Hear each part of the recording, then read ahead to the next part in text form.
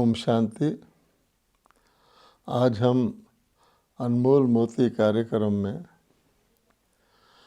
परमात्म स्नेह और शक्ति ही संपूर्ण विजयी बनाती है, इस विषय पर चर्चा करेंगे। यदि हम पूरे सृष्टि चक्र को सामने लाएं तो सतयुग से लेकर कलयुग के अंत तक, सतयुग, त्रेता, द्वापर, कलयुग, इन चारों युगों के चक्र में हम देखते हैं कि हमारी आत्मिक शक्ति ही कार्य करती है। आत्मा शरीर के द्वारा व्यक्तिगत रूप से और आत्माएं अपने अपने शरीरों के द्वारा सामूहिक रूप से इस साकार लोक में जो कुछ भी होता है वो आत्मिक शक्ति के द्वारा ही होता है। और आत्मिक शक्ति कोई कम नहीं है। आत्मिक शक्ति जब भरपूर होती है तो सतयुग होता है, और फिर जब आत्मिक शक्ति धीरे धीरे धीरे धीरे कम होते होते बिल्कुल कम हो जाती है तो कलयुग हो जाता है। और भरपूर के समय सुख शांति संपन्नता रहती है, और जब बिल्कुल घट जाती है तो हम क्या देखते हैं कि कमज़ोरी की वजह से हर चीज़ में कमज़ोरी आ जाती है।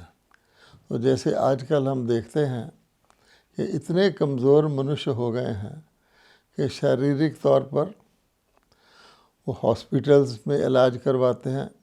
शायद ही कोई ऐसा व्यक्ति होगा जो इस कलयुग में हॉस्पिटल में ना गया हो, और अपने आत्मिक संतुष्टि के लिए वो मंदिरों में जाते हैं। मंदिर, गुरुद्वारा, चर्च, यानी आत्मिक संतोष के लिए वो धर्म स्थानों का आधार लेते हैं, धर्म गुरुओं का, धर्म शास्त्रों का।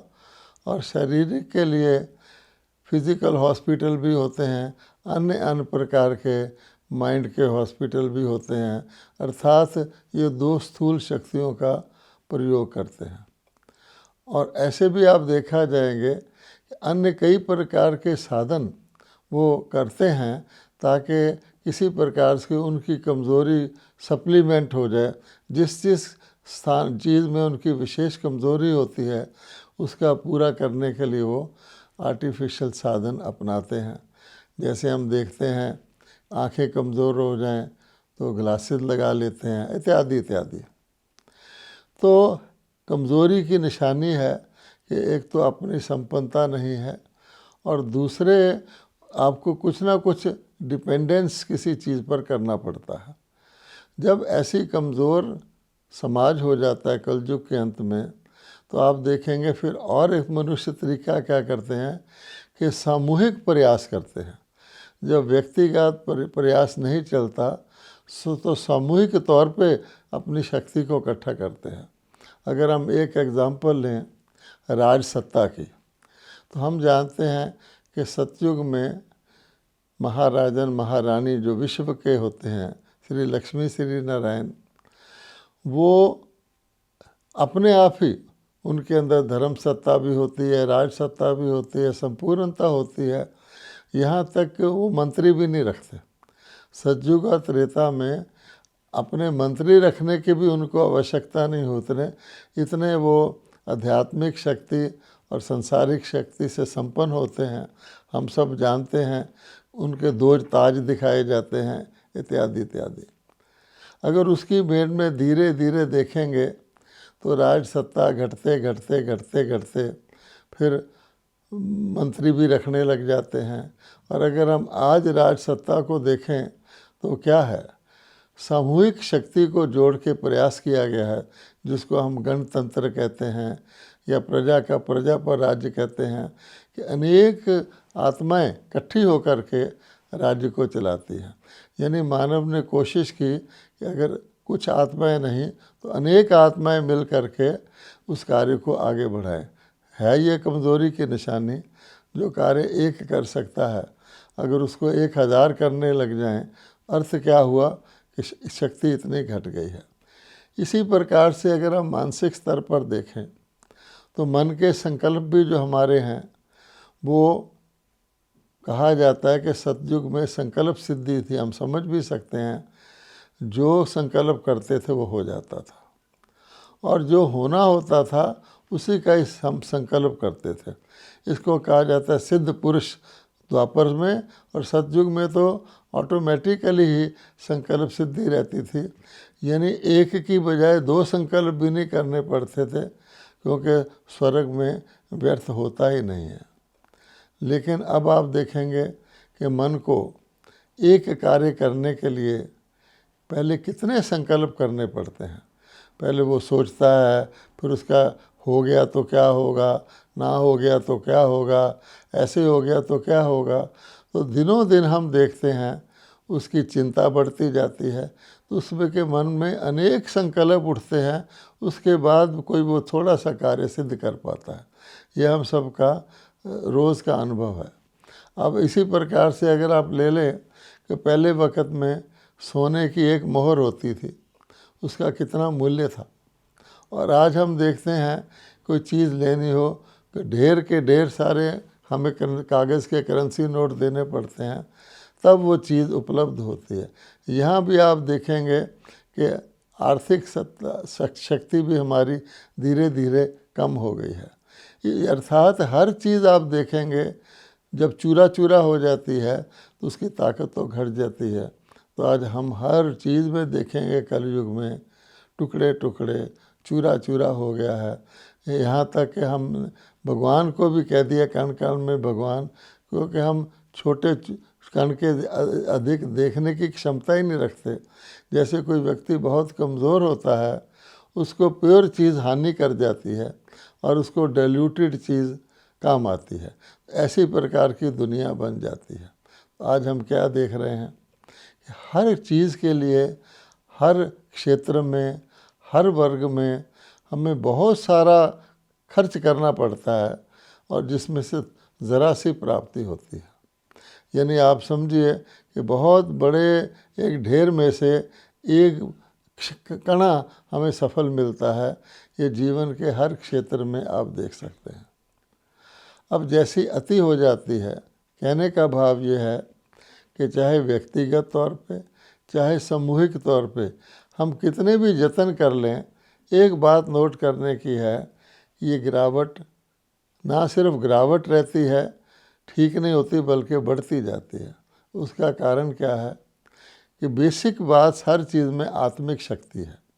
इस सृष्टि पर कलयुग के अंत तक भी आत्मिक शक्ति काम करती है। अब आत्मिक शक्ति जब घट गई तो आत्माएं सामूहिक तौर पे उनकी शक्ति घट जाती है। अब वो कितना भी अपने आप को इकट्ठे करके कार्य करें, कुछ भी करें, लेकिन जो बेसिक बात है कि चूर चूर चूर हो चुका है, उसके अंदर वो ताकत नहीं रहती। दुनिया में वैसे भी कहते हैं किसी चीज़ का एक बार ही टूट जाए और उसको आप जोड़ लें, उसमें उतनी ताकत नहीं रहती। लेकिन उसके इतने सारे चूरे हो गए हों और आप उनको जोड़ने की कोशिश करें, पहले तो उनको जोड़ के रखना ही मुश्किल हो जाता है, फिर उसमें वो शक्ति नहीं रहती। इसलिए जब ऐसी स्थिति हो जाती है, आगे क्या होगा। आज हर व्यक्ति इस बात को सोचता है, चिंतित है, अब ये हाल है तो आगे क्या होगा। वो चारों तरफ देख रहा है कि हालात बड़े अबनॉर्मल तरह के हैं, कोई भी चीज़ कंट्रोल में नहीं रही है, हर चीज़ आउट ऑफ कंट्रोल है। और फिर जब उनको कोई शास्त्र पढ़ के सुना देता है कि कलयुग तो अभी बच्चा है, अभी 40,000 वर्ष और चलना है, तो मनुष्य बिल्कुल ही पैरालाइज हो जाता है, उस सोचना ही बंद कर देता है, वो भयभीत हो जाता है। इसलिए भगवान कहते हैं, ये भी एक नियम है, जब किसी चीज़ की अति होती है उसके बाद उसकी इति होना भी अवश्यम भावी है। इसीलिए कहा गया है, भगवान ने खुद आके बताया है कि जब अति धर्म ग्लानि हो जाती है, पाप का घड़ा पूरी तरह भर जाता है, तब इस सृष्टि का अंत होता है। तो मैं परमात्मा ही आकर के इस अति की इति करता हूँ, और जो पुनः नया जो पूरा कंप्लीट विश्व था, शक्तिशाली विश्व था, जहाँ सर्व आत्माएं संपूर्ण थी, उसकी मैं पुनः स्थापना करता हूँ। अब विचार करें तो ये कोई छोटी मोटी बात नहीं है। सारे विश्व का टोटल परिवर्तन, और वह भी ना केवल मनुष्य आत्माओं का, यानी सारी हर चीज़, चाहे वो प्रकृति है, चाहे वो मनुष्य हैं, चाहे वो संसार की अन्य वस्तुएं हैं, हर चीज़ को पुनः उसी अपने ओरिजिनल स्टेज पर लाना, ये तो परम आत्मा का ही काम है। इसलिए उनको परम आत्मा कहा गया है। और परम आत्मा आत्माओं की तरह इस सृष्टि में आते ही नहीं, वो पुनर्जन्म मरण के चक्कर में ही नहीं आते, क्योंकि अगर वो आ जाएं तो वो भी फिर आत्मा बन जाएं। तो भगवान कहते हैं मैं परम आत्मा हूँ और मेरा कार्य ही एक ये यूनिक और श्रेष्ठ और महान शक्तिशाली कार्य है, पुरानी दुनिया को नई दुनिया में परिवर्तित करना। मनुष्यों की तो ये समझ से ही बाहर है। अब परमात्मा कहते हैं कि मेरी परमात्म शक्ति, आप देखेंगे कि दुनिया के अंदर दो ही चीज़ों की आवश्यकता होती है। एक स्नेह जो जोड़ता है, टूटे हुए को इकट्ठा करता है, और एक शक्ति जो फिर उसके अंदर बल प्रदान करती है, हर चीज़ के जो भी चीज़ सामने आए उसको प्रॉपर तरीके से उसका प्रयोग कर सके, उपयोग कर सके, कंट्रोल में रख कर के हर चीज़ को यूज़ कर सकें, चला सकें। क्योंकि ज़रा सी भी कोई चीज़ आउट ऑफ कंट्रोल हुई तो जितनी हद तक वो आउट ऑफ कंट्रोल होती है तो कुछ ना कुछ उसका दुख या अशांति या सुख की कमी अवश्य हो जाती है। अब जब सब कुछ आउट ऑफ कंट्रोल हो जाता है तो भगवान कहते हैं मैं ही उसको कंट्रोल करता हूँ। और ये परिवर्तन परम आत्मा ही करते हैं और कलयुग के अंत में करते हैं, क्योंकि ये तो हम समझ सकते हैं कि सृष्टि चक्र में कलयुग से सतयुग आता है, बीच में ये परिवर्तन होता है। अब जैसे हम कह रहे थे कि सतयुग की आज से कलयुग के अंत तक तो आत्माओं का पाठ होता है। अब आत्माएं बिल्कुल शक्तिहीन हो जाती हैं, तो परम आत्मा उन्हीं आत्माओं को जो शक्तिहीन हो जाती हैं उनको परमात्म स्नेह और परमात्म शक्ति, परमात्म स्नेह कोई ऑर्डिनरी चीज़ नहीं है। परमात्मा को स्नेह का सागर कहा गया है। और बहुत सारे लोग ये मानते आए हैं कि परमात्मा के लव में लीन हो जाए, कोई परमात्मा के स्नेह में डूब जाए तो वो आत्मा इतनी शक्तिशाली हो जाती है कि उसको दुनिया का अन्य सब कुछ भूल जाता है। इसीलिए कहा गया है कि गोप गोपियाँ जो थे, जब भगवान ज्ञान सुनाते थे, रास कराते थे, अर्थात संस्कारों की रास मलाते थे, तो खुशी से नाचते थे। और सिर्फ स्नेह भी काफ़ी नहीं होता, क्योंकि स्नेह से इकट्ठे तो हो जाते हैं लेकिन उनके अंदर भगवान शक्ति भी भरते हैं। इसलिए परमात्मा को सर्वशक्तिवान और शक्ति के भंडार कहा गया, स्रोत कहा गया है। तो इसलिए परमात्मा कहते हैं मेरी शक्ति भी आत्मिक शक्ति है और मेरा स्नेह भी आत्मिक स्नेह है। तब भगवान कहते हैं कि मैं पहले तो आकर मनुष्य आत्माओं में से, जो दुनिया के अंदर लौकिक रीति से होती है, इसी लोक की होती हैं। आप देखेंगे कि दुनिया में यही गाते हैं दो जहान का मालिक, कि परमात्मा एक तो निराकार लोक जहाँ से आत्माएं आती हैं उसको उस कंट्रोल करते हैं, और साथ साथ इस साकार लोक, ये जो दुनिया है, इसमें बिगड़ी को बनाते हैं। मालिक ही इसकी जब दुनिया की हालत बिगड़ जाती है उसको सुधारते हैं। इसलिए भगवान कहते हैं कि जब मैं अवतरित होता हूँ तो किस प्रोसेस से मैं ये कार्य करता हूँ, वो हम ब्रह्मा कुमार कुमारी क्योंकि उसमें इन्वॉल्व हैं, उस प्रोसेस का हिस्सा है। इसलिए हम तो जानते हैं कि परमात्मा आकर के एडॉप्शन से, यानी हम लोगों को अपना बना करके ये कार्य शुरू करते हैं, जिसको कहा जाता है पांडव सेना कहो, निराकारी परमात्मा की शिव शक्ति सेना कहो। तो परमात्मा अडॉप्ट करते हैं, यानी वो कोई शारीरिक या लौकिक विधि नहीं अपनाते हैं, एक अलौकिक विधि अपनाते हैं। अब देखिए, परलोक से लोक में आकर लोक को पुनः स्वर्ग लोक बनाना है, सुख धाम बनाना है इस दुख की दुनिया को, तो भगवान कहते हैं मैं अडॉप्शन का प्रोसेस इस्तेमाल करता हूँ। तो परमात्मा का सारा कुछ अडॉप्टेड है। तो सबसे पहले परमात्मा कहते हैं मैं एक अलौकिक परिवार रचता हूँ, एक आलोक रचता हूँ। आलोक का अर्थ प्रकाश भी होता है और अलौकिक का मतलब होता है जो ना लौकिक है ना परलौकिक है बल्कि बीच में है। खास नोट करने की बात यह है कि ये अलौकिक जन्म, ये अलौकिक जीवन, ये बीच का जो हिस्सा है ये केवल कलयुग के अंत और सतयुग की आदि के बीच में ही होता है। यानी हमारे हर चीज़ अलौकिक जो परमात्मा आकर के अलौकिक विधि से पुराने को नए में बदलते हैं, कलयुग को सतयुग में बदलते हैं, तो अलौकिक इस पद्धति का, अलौकिक सिस्टम का केवल और केवल एक संगम युग जिसको कहते हैं, कलयुग के अंत और सतयुग के बीच में, उसी पर ही इसकी उपलब्धि आत्मा को हो सकती है। तो परमात्मा करते हैं कि पहले तो हमें अलौकिक जन्म देते हैं। लौकिक जन्म तो हमारा होता ही है हर एक का, दुख का, कलयुग का। अलौकिक जन्म लौकिक को ही अलौकिक में परिवर्तित करते हैं, जिसका वर्णन शास्त्रों में मर जीवा जन्म के तौर पे किया गया है। यानी व्यक्ति जीते जी एक प्रकार के जन्म से मर जाता है और नए प्रकार का जन्म जीते जी ले लेता है।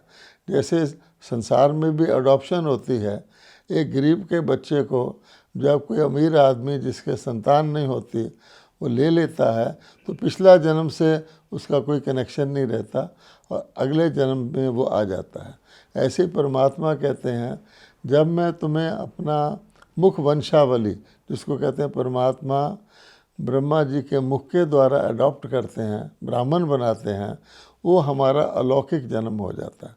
हम हैं इस लौकिक दुनिया में, नाम भी हमारा लौकिक है, हमारे संबंध भी लौकिक हैं, लेकिन अलौकिक जन्म के होने के कारण परमात्मा का में आत्मिक रूप से जो जन्म देते हैं उसके कारण हमारा टोटल दृष्टिकोण बदल जाता है। अब हमारा पिछले प्रकार के जन्म से, पिछली दुनिया से संबंध हटके वो अलौकिक बन जाता है। ये खास बात नोट करने की है कि ब्राह्मण जीवन जिसको भगवान मुख के द्वारा अडॉप्ट करते हैं उसको ब्राह्मण कहते हैं, ब्रह्मा जी के द्वारा अलौकिक जन्म देते हैं, उसका कर्तव्य सारा ही हो जाता है टोटल अलौकिक रहना और अलौकिक बनाना। और इसके लिए भगवान कहते हैं मैं एक लोक भी रचता हूँ। हमने निराकार लोक और साकार लोक तो जानते हैं, लेकिन आकारी लोक, क्योंकि अलौकिक लोक भी भगवान रचते हैं, वो भी केवल कलयुग के अंत से शुरू होता है और सतयुग के आद तक रहता है। तो अलौकिक लोक भी उसी संगम के पीरियड पर होता है जब परमात्मा अपना अलौकिक कर्तव्य अपने अलौकिक बच्चों के द्वारा करवाते हैं। अब सूक्ष्म रूप में आप देखेंगे कि केवल संगम पर होता है। हम सब जानते हैं कि जो दिव्य दृष्टि भगवान देते हैं, दिव्य दृष्टि के द्वारा संदेश पुत्रियाँ ध्यान में जा कर के आगे के कार्य के लिए संदेश लाती हैं परमात्मा से। तो परमात्मा कहते हैं मैं भी अपना निराकार लोक छोड़कर जब मुझे अलौकिक कार्य करना होता है तो मैं इस आलोक में, सूक्ष्म लोक में आकर के आपको दिव्य बुद्धि भी देता हूँ, दिव्य दृष्टि भी देता हूँ, और भी जितना हमारे अंदर चेंज लाना होता है वो परमात्मा हमारे सूक्ष्म शरीर के द्वारा ही लाते हैं। हम सब जानते हैं कि सूक्ष्म शरीरों का सारा पार्ट जो है उसी समय चलता है। अब आप गौर से देखिए कि हमें ध्यान रखना है कि हमारा अलौकिक जीवन है तो हमें अलौकिक रीति से ही रहना है। अर्थात इस दुनिया में तो हम लौकिक हैं, आत्मा हमारे अंदर है जो कमज़ोर है, लेकिन हमें अपना अलौकिक शरीर अथवा सूक्ष्म शरीर धारण करके पहले तो सूक्ष्म लोक में उस शरीर को धारण करके जो परमात्मा हमारे अंदर चेंज लाना चाहते हैं, जिसकी हमें वो अलौकिक विधि बताते हैं, उसको हम धारण करते ही हैं। जैसे हम कहते हैं अति इंद्रिय सुख। अब हम जानते हैं कि सतयुग में भी इंद्रिय सुख होता है, कलयुग में भी अल्पकालिक क्षण भंगुर सही वो सुख जो है इंद्रियों के द्वारा होता है। अब अति इंद्रिय सुख क्या होता है? तो भगवान कहते हैं वो आप आपके सूक्ष्म शरीर के द्वारा ही उसको अनुभव कर सकते हैं, अर्थात इंद्रियों से अतीत होकर, यानी जिस सुख के लिए हमें शरीर की किसी भी इंद्री का प्रयोग ना करना पड़े। वरना आप जानते हैं शरीर के बगैर हम सुख की और या दुख की अनुभूति नहीं कर सकते। उसके लिए अति इंद्रिय सुख अतीत होकर शरीर की इंद्रियों से सूक्ष्म शरीर के द्वारा हम उस सुख की अनुभूति करते हैं। उसका सिंपल उदाहरण हम लेते हैं निंद्रावस्था। निंद्रावस्था में हमारा शरीर तो पड़ा रहता है, लेकिन जो सूक्ष्म शरीर के द्वारा हम नींद में कई प्रकार के सपने देखते हैं तो हमें बिल्कुल वो असली महसूस होते हैं, उसमें बाकायदा महसूसता आती है। कभी हम भाग रहे होते हैं, कभी सपना सुख का होता है, कभी भय का होता है। तो सारी अनुभूति हम सूक्ष्म शरीर के द्वारा करते हैं। उसमें इंद्रियां नहीं हैं, लेकिन सूक्ष्म शरीर है। तो भगवान कहते हैं इसी तरह से मैं तुमको कलयुग में कर्म तो करने हैं, अब ऐसे कर्म सिखाता हूँ जिन कर्मों का बंधन ना बने और पिछले कर्मों का बंधन समाप्त हो। इसलिए भगवान कहते हैं कर्मातीत अवस्था में रह के कर्म करो। अब कर्मातीत का क्या मतलब होता है कि अतीत मैंने दूर रहकर, पीछे हट कर के कर्म करो, लेकिन कर्मों से न्यारे होकर कर्म करो, उसके प्रभाव में आके कर्म ना करो। वो भी हम तभी कर सकते हैं अगर हम अपने अलौकिक जन्म को, अलौकिक जीवन को, अलौकिक लक्ष्य को और अलौकिक स्वरूप जो हमारा फरिश्ता स्वरूप है उसको धारण करके हम कर्म करते हैं। इसलिए भगवान कहते हैं कि सारे का सारा संबंध हमारा इस समय परमात्म स्नेह और परमात्म शक्ति परमात्मा के साथ होता है। इसलिए कहा गया है ना कि लूट सके सो लूट, भक्ति में कहते हैं। और सच्ची बात यह है, लूट भी दो प्रकार की होती है। एक तो कलयुग के अंदर जो हम लूट मार की लूट देखते हैं, कोई किसी की चीज़ ज़बरदस्ती लूट लेता है, और एक शुद्ध लूट होता है कोई चीज़ किसी की अथाह होती है उसके पास, तो भंडारे खोल देता है कि लो जितना लूटना चाहो लूट लो, जितना ले जाना चाहो ले जाओ, फ्री है उसके अंदर। तो सिर्फ लेने वाले की बात है जितना वो ले सके। इसलिए भक्ति में हम कहते आए हैं लूट सके सो लूट। और ये भी कहा गया है कि देंदा दे लेंदा थक जाए, कि देने के वाले के पास इतना है आप जितना चाहो ले सको, आप जितना ले सको वो ले लो। इसलिए भगवान कहते हैं कि मेरा इस समय जो परमात्म स्नेह का और परमात्म शक्ति देने का भंडारे खुले हुए हैं, हर एक के लिए खुले हुए हैं, अथाह हैं, भरपूर हैं। उसमें से हम जितनी भी परमात्म शक्ति लेना चाहें ले सकते हैं। लेकिन इससे पहले हमें इस संगम युग के, इस छोटे से काल के, इस अलौकिक युग के, मरजीवा युग के अलौकिक जीवन के महत्व को बहुत अच्छी तरह समझना है। क्योंकि जब किसी चीज़ का महत्व होता है तो हम उसको उस महत्व से देखते हैं। उसी चीज़ का महत्व हटा दिया जाए तो हम उसको साधारण रूप से देखते हैं। इसी तरह से आप देखेंगे गौर से कि सारी भगवत गीता, सारी भागवत, सारी महाभारत, जितना भी कुछ है वो सारे का सारा संगम युग पर ही घटता है, सूक्ष्म लोक में घटता है। अब भगवान गीता में बताते हैं कि तुम आत्मा हो, तो हम आत्मा हैं, लेकिन आत्मा की अनुभूति आत्मलोक में तो नहीं हो सकती। तो आत्मा की अनुभूति भी सूक्ष्म लोक में होती है। सूक्ष्म शरीरधारी समझ के व्यक्ति समझता है कि मैं आत्मा ने ये सूक्ष्म फरिश्ता रूप धारण किया हुआ है। सारी आत्माएं तो फरिश्ता रूप धारण नहीं करती। जिन आत्माओं को कलयुग से सतयुग में जाना है, लेकिन वो अपने आप को अपनी एफर्ट से गीता ज्ञान के द्वारा चेंज नहीं करती। परमात्मा कहते हैं उनको भी परम धाम जाने से पहले प्योरीफाई होना है। तो सूक्ष्म लोक में आत्माओं को सूक्ष्म रूप में सजाएं भी दी जाती हैं प्योरीफाई करने के लिए। वो धर्मराजपुरी भी वास्तव में हमारी कोई गौर से सोचे तो संगम युग पर ही होती है और सूक्ष्म लोक में भी होती है। ऐसे नहीं कि सामान्यता जब कोई व्यक्ति शरीर छोड़ के नया धारण करता है, उसके अंदर पाप होते हैं तो उसको कोई धर्मराजपुरी में जाना पड़ता है, जो उसकी सज़ा मिलती है। क्योंकि वो पाप आत्मा शरीर छोड़ता है, पाप आत्मा जन्म ले लेता है।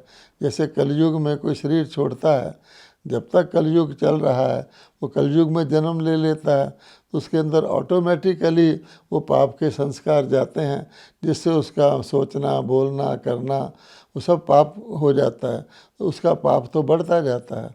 लेकिन ये जो धर्मराजपुरी की बात आती है कि तुम्हारे सारे विकर्मों के लिए तुम्हें सज़ा दी जाएगी, ये तब आती है जब अगला जन्म आत्माओं का कलयुग में होना ही नहीं है, कलयुग का अंत होना है। सतयुग में तो सतयुगी आत्माओं का जन्म होगा। उस समय उनके अंदर जो पिछले पापों का बोझ है, विकर्मों का बोझ है, भगवान कहते हैं उनको तो मुझे शांति धाम में लेके जाना है। वो बोझ फिर धर्मराजपुरी में सजाओं के द्वारा साफ किया जाता है। सभी धर्म वाले इसको मानते हैं। मुसलमान लोग उसको रोज़े हशर कहते हैं, क्रिश्चियन लोग उसको time of day of judgement कहते हैं। तो ये सारा भी उसी संगम युग पर और सूक्ष्म लोक में होता है। इसी प्रकार से हम सब कहते हैं अनेकता में एकता। अनेक दुनिया एक थी, अनेक भी बन गई, बने तो एक से ही अनेक हैं। तो क्यों नहीं मनुष्य इस बात को रियलाइज़ करते कि हम एक ही हैं। लेकिन आप देखेंगे कि अनेकता में एकता इसलिए नहीं होती कि हम अपने आप को शरीर मानते हैं। शरीर मानने के कारण बहुत भेदभाव हो जाता है। मैं इंडियन हूँ, मैं अमेरिकन हूँ, मेरी भाषा ये है, मेरी बात ये है, मेरा रंग ये है, मेरा धर्म ये है, अर्थात अनेकता है। अब उस अनेकता को एकता में लाने का एक ही सूत्र है। इस धरती पर भी वही सूत्र है कि हम अपने आप को आत्मा माने, क्योंकि आत्मा के नाते से सबके अंदर आत्मा है। तो सब एक ही परमात्मा की संतान है। तो आत्मा को रियलाइज़ करने वाले तो दूसरे को भी आत्मा मानेंगे, अपने को भी आत्मा मानेंगे, तो एकता हो सकती है, वर्ड ब्रदरहुड हो सकता है। लेकिन इसको प्रैक्टिकल में वही कर सकते हैं जैसे जिसको कहते हैं, जिनको गीता का भगवान ये ज्ञान देता है, जो गीता के भगवान द्वारा संगम युग पर उनको पहचान कर गीता सुनते हैं। लेकिन बाकियों का क्या होगा? है तो सारे एक ही आत्मिक रूप। इसलिए भगवान कहते हैं ये कार्य भी मैं सूक्ष्म लोक में ही कराता हूँ। सूक्ष्म लोक में शरीरों के द्वारा सजा देकर आत्मिक स्वरूप की सबको रियलाइजेशन होती है। तो वो रियलाइजेशन से उनको भी फिर महसूस होता है कि हम सभी आत्माएं नीचे धरती पर थी और अब हम ऊपर भी आत्माओं की दुनिया में जाएंगे तो सारे आत्मस्वरूप होकर जाएंगे। इस प्रकार से जो चूरा चूरा होता है या भिन्नता होती है अनेक आत्माओं में, परमात्मा उनको भी एकता के रियलाइजेशन सूक्ष्म लोक में ही कराता है। अब मेन बात यह है, हम नोट कर रहे हैं और अनुभव भी करते हैं कि ये सारा कार्य परमात्म शक्ति से ही होता है। आत्मशक्ति से ज़्यादा हम उस कार्य की विधि को समझ सकते हैं। परमात्मा हमें आकर ज्ञान देते हैं, पतित से तुम्हें पावन बनना है, कर्म करते हुए कर्मातीत अवस्था में रहना है, अन्य आत्माओं को सुख देना है, किसी को दुख नहीं देना है, अपने अंदर व्यर्थ संकल्प नहीं लाने हैं, हर एक चीज़ का भला सोचना है। ये सब परमात्मा कहते हैं। लेकिन जब हम इस मार्ग में चलते हैं तो हम देखते हैं कभी तो हम इसको कर पाते हैं और कभी कम कर पाते हैं और कभी बिल्कुल भी नहीं। ऐसे भी टाइम आते हैं हम जो कुछ हमें कहा गया है हमें करना है, मान लो सुख लेना है, तो हम सुख की बजाय दुख ले लेते हैं। कारण उसका कुछ भी बताते हैं, उसका वजह यही होती है उस समय हम आत्मिक शक्ति को यूज़ कर रहे होते हैं।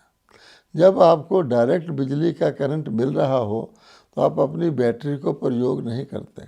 बैटरी का प्रयोग तभी किया जाता है जब बिजली का करंट अवेलेबल ना हो। तो परमात्मा संगम पर हम सब की बैटरी को इतना चार्ज करते हैं कि सतयुग से लेकर कलयुग के अंत तक हम बैटरी के आधार पर ही जीते हैं, अपनी आत्मिक शक्ति से जीते हैं। लेकिन वर्तमान समय जब परमात्मा कहते हैं तुम्हारी बैटरी को चार्ज भी करता हूँ और जो कुछ तुमने संपन्नता लानी है, तुमने अपने अलौकिक जीवन में हर चीज़ को अलौकिक रीति से करना है, उसके लिए परमात्मा कहते हैं कि मेरे से कनेक्टेड रहो। हम क्या गलती करते हैं आप देखेंगे, जब हम परमात्मा से कनेक्टेड हैं तो मास्टर सर्वशक्तिवान की शक्ति हमारे अंदर है, ज्ञान सागर परमात्मा के मास्टर ज्ञान स्वरूप हम है, हमारे अंदर ज्ञान का चक्कर भी घूमता रहता है। जो दैवी गुणों के दाता हैं हमारे अंदर दैवी गुण भी इमर्ज रहते हैं, जैसे स्विच ऑन रहता है। लेकिन जो ही विस्मृति आती है हम इस देह में आ जाते हैं, ये संसार की लौकिकता में देखते हैं, फिर हमारे विस्मृति होने से हम लौकिकता में आ जाते हैं, फिर हम अपनी आत्मिक शक्ति को यूज़ करते हैं। ये ठीक है कि मर जीवा जन्म के बाद हमारी आत्मिक शक्ति बड़ी है, हमारा मनोबल बड़ा है, लेकिन वो जो हमारी बैटरी चार्ज हुई है उसको तो हमने फुल चार्ज करके सतयुग से लेकर कलयुग के अंत तक यूज़ करना है, उसको यहाँ प्रयोग करने की तो आवश्यकता नहीं है। जबकि परमात्मा कहते हैं कि मेरा स्नेह और मेरी शक्तियाँ है ही आपके लिए। इसलिए वर्तमान समय एक ही आसान तरीका है जिसमें हम बिना अप डाउन हुए, बिना अपनी चार्ज की हुई बैटरी को डिस्चार्ज किए, बिना अपनी कमाई को खर्च किए, क्योंकि हमें तो कमाई जमा करनी है, तो हमें केवल और केवल एक ही काम करना है। बाबा उसको बार बार अनेक भाषाओं में अनेक तरीके से बताते हैं कि बाप को साथ रखो, परमात्मा को साथी बनाओ। गीता में कह दिया परमात्मा से योग लगाओ, संस्कृत में कह दिया मन मना भव हो जाओ, माम एकम शरणम आ जाओ। भाव यही है कि पावर हाउस से आत्मा कनेक्टेड रहेगी तो परमात्म स्नेह और शक्ति का प्रयोग हम संगम पर करेंगे। जहाँ डिस्कनेक्ट हुई तो फिर हमें अपनी आत्म शक्ति को यूज़ करना पड़ता है। ये समय हमें आत्मशक्ति को भरने का है, इसको यूज़ बिल्कुल नहीं करने का है। और अगर हम करते हैं तो हम देखेंगे उस समय विस्मृति में होते हैं। तो सार इस बात का यही है कि जो कहते हैं भगवान लूट सके तो लूट, जितना चाहे उतना लूटो, कि परमात्मा की तरफ से तो अथाह है, परमात्मा की शक्ति भी अथाह है, स्नेह भी सागर से तुलना की गई है। स्नेह के सागर हैं, प्रेम के सागर हैं, शक्ति के सागर हैं, दया के सागर हैं। तो हम इतना ही करें कि हम अलौकिक हैं, इस लोक में हैं। लेकिन जैसे एक कोई व्यक्ति समुद्र में जाता है, अपने ऊपर कुछ पहन लेता है कि समुद्र का प्रभाव ना आए, तो हमें इस तरह से परमात्म शक्ति और स्नेह से ही आप अपने कार्य को संपन्नता की ओर ले जाना है, आत्मशक्ति को भरना है, ना कि वर्तमान समय परमात्मा से ज़रा भी डिस्कनेक्ट होकर आत्मशक्ति को लाना है। और उसके लिए यही है, भगवान ने कहा है कि मैं अपने आप को मैं आत्मा समझेंगे तो हम लिफ्ट के ऊपर चढ़ रहे हैं, और अपने आप को मैं शरीर समझेंगे तो जैसे लिफ्ट के नीचे जा रहे हैं। इस पर हम सब विचार करें। ओम शांति।